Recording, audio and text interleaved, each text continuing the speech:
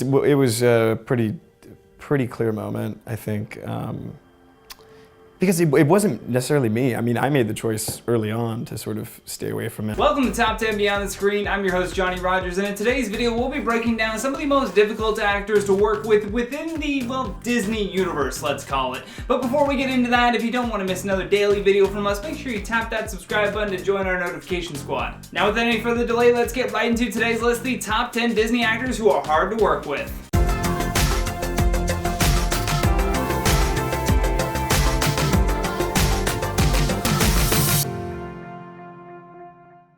In at number 10, Bella Thorne. Bella Thorne played Ruthie Spivey in the television series My Own Worst Enemy back in 2008 and Tansy Hendrickson in the 4th season of Big Love in 2010. However, she began gaining prominence for her role as Cece Jones in the Disney Channel series Shake It Up, which she was a part of from 2010 to 2013. Although Bella admits herself that she never wanted to be a Disney star. During an episode of the MTV podcast Happy, Sad, Confused, Thorne admitted that she didn't want to audition even, but she felt she needed to because her family was close to homelessness. While that may seem like a very nice thing for her to do, she maintained this attitude of not wanting to be there. She would repeatedly tell the director that she doesn't know why she's there, and people would just laugh about it, thinking that she was just joking around, I guess. In reality, she hated being there the whole time. Makes it very difficult to work with if someone doesn't like what they're doing. In at number 9, Orlando Brown. While at the 2018 Radio Disney Music Awards, Raven-Symoné was asked about Orlando Brown's new tattoo, which just so happened to be, well, Raven's face. Here's what she had to say. Yeah, what do you make of that? I make of the second season of That's So Raven will be coming out July 25th. Bye! Looks like they haven't really been keeping in touch following their time with Disney. Orlando was a child actor on many sitcoms, but is best known for his role as Eddie Thomas on That's So Raven. However, it became evident how difficult he is to work with when Disney reprised the show under its new name, Raven's Home. While her and Anneliese van der Pol came back, Orlando was noticeably missing from the reunion. The main reason why they couldn't have him back is due to his non-Disney-like behavior. Brown made headlines after he was arrested for public intoxication and disturbing the peace after he threatened to kill a woman. Not exactly the best person to be working with after that. In at number 8, LALAINE Vergara. LALAINE is best known for her role as Miranda Sanchez on Lizzie McGuire, and after she tried to pursue a music career, she sort of fell into obscurity. She had filmed with the show from 2001 to 2004, but by 2007, people started to find out who she really is. In July of 2007, LALAINE was arrested and charged with felony possession of methamphetamines. She pleaded guilty to the charge, and a $50,000 bench warrant was set after she had failed to appear in court for her hearings. And according to LALAINE, she had some serious beef with her fellow actors as she was the only one deemed to be too ethnic. They actually told her to look as white as possible, which undoubtedly caused some tension between her and everyone else on the show. When a Lizzie McGuire reboot was in the works, they confirmed every character returning, but LALAINE was left out of the conversation. In at number 7, Demi Lovato. Demi Lovato had been a Disney kid for a long time. She appeared on Barney and Friends from 2002 to 2004. However, between 2007 to 2008, Lovato played Charlotte Adams on the Disney Channel short series As the Bell Rings. She then auditioned for the channel's television film Camp Rock and new TV series Sonny With A Chance, for which she landed both roles. Now, to Demi's defense, she was diagnosed with bipolar disorder and struggled a lot with finding body confidence. So needless to say, she could be a bit of a nightmare on set, but it was primarily due to the pressures of maintaining this presence while on top after all of this early success with Disney. During an interview with Refinery 29, Demi said, "Prior to getting sober, I was one of those people who was like, I don't give a whatever. And I used that as an excuse to do whatever I wanted. I was a nightmare to work with." Well, at least she admits it herself. In at number 6, Zac Efron.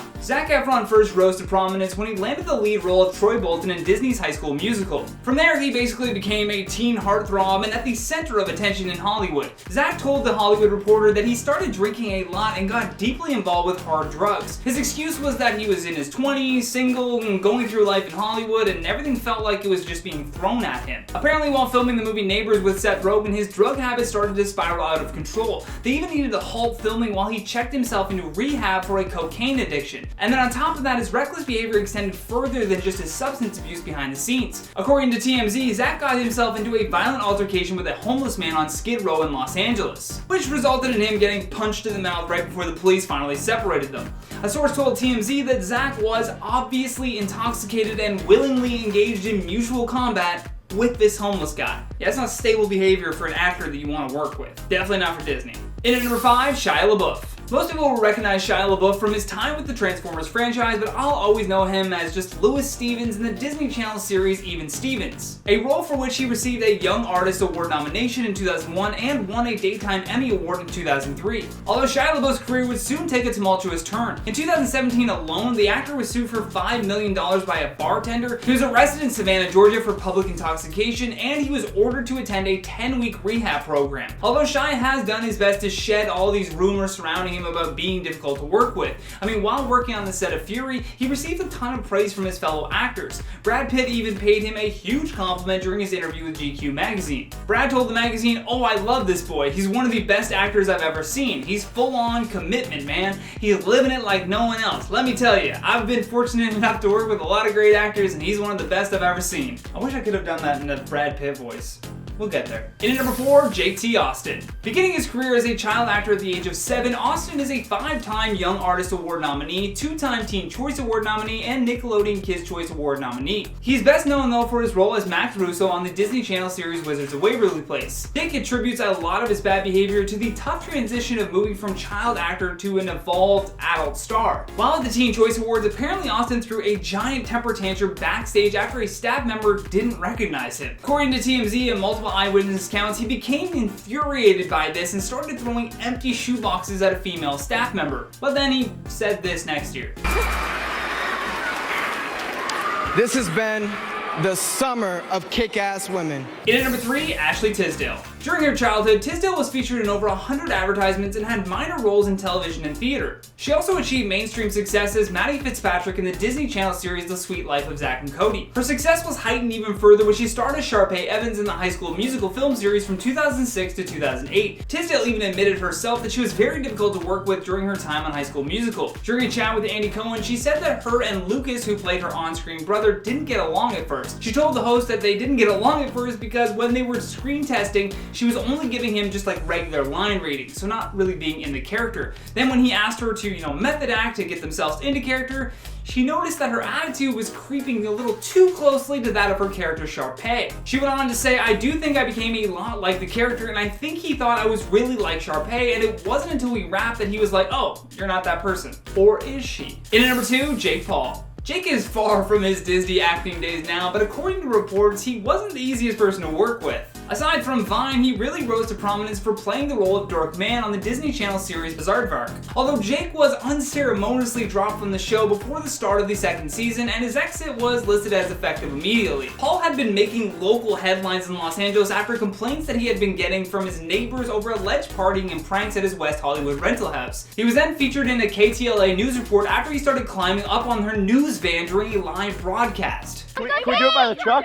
Yeah. In a minute. Yeah. Let's go by the truck. Whoa, I wouldn't crawl up there. Why? Okay, I just wouldn't do that. I want to do the interview here. Yeah, we can't do that. A spokesperson from the Disney Channel refused to comment as to why they dropped him, but explained that it was a mutual departure and that they wished him all the best. Probably had a lot to do with those news segments. I'm gonna go with the news segments. Last but certainly not least, in our number 1 spot, Miley Cyrus. Arguably one of the most successful child stars of her generation, Miley has had a rise and fall like nobody else. She became a teen idol as the title character of the Disney Channel television series Hanna Montana, which ultimately led to her becoming a very successful recording artist as well. Although all of that fame and being the daughter of a rock star aren't necessarily great for one's ego. She started to perform as both Hanna Montana and herself, which really did a number on her psyche and led to her becoming sort of a double diva. In her book titled Miles to Go, Miley reflected on her time working with co-star Emily Osment on the show and said that when the camera stopped rolling, they didn't really get along. Miley writes, "The show felt real to me, and I wanted my relationship with Lily to feel real too. I knew it didn't have to, show business is show business, but I was disappointed. There were times when I didn't think we could ever be friends. We just couldn't figure out how to get along. Probably because you're a diva. Just guessing."